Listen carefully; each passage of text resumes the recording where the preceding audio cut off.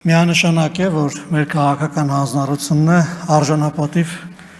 կենսաթոշակներ տալ մեր թոշակառուներին եւ մեր ամենօրյա աշխատանքը հենց դրա մասին է եւ դրան են ուղղված նաեւ մեր քաղաքական եւ տնտեսական քաղաքականությունները քաղաքական հանձնառությունն առայն որ Հայաստանը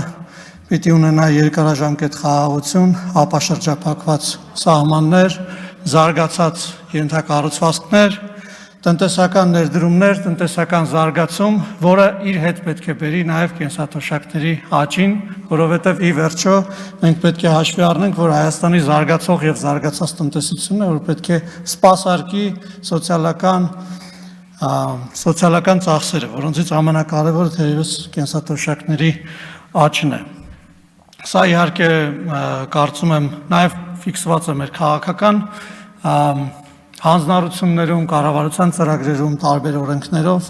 եւ ակնհայտ է, որ մենք դեպի այդ ենք գնում։ Հիմա ինչ վերաբերում է ընդդիմության բերած այսօրվա օրինագծին։ Ես ընդդիմությանը առաջարկում եմ, որ օրինակ նաեւ օրենսդրական նախաձեռնություններով հանդես գան ուսուցիչների ատեստավորման, աշխատավարձերի բարձրացման,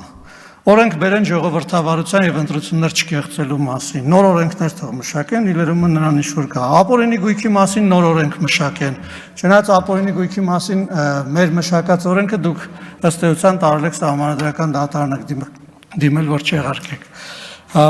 Բերեք օրենք, որ օրինակ արևը արևելքից դուրս գա եւ արևմուտքում մայր մտնի։ Մենք էլ այստեղ բան անենք, քննարկենք, մերժենք, որովհետև դրանից կախված չէ արևը արևելքից դուրս կգա եւ արևմուտքում մայր կմտնի, թե ոչ։ Եվ իհարկե մենք դեմ կքվեարկենք այս նախագծին, որովհետև եղող եւ եղած բաների մասին օրենքներ ընդունելը մեղմ ասած արդյունավետ չի, ժամանակի ծախս է եւ իհարկե մեր քաղաքական հանձնառությունները բերել օրենքի տեսքով մեզ հրամցնելը իհարկե շնորհակալ ենք հիշեցնելու համար, բայց մենք մեր հանձնառությունների տերն ենք եւ դրանցով առաջ ենք գնալու։ Շնորհակալություն։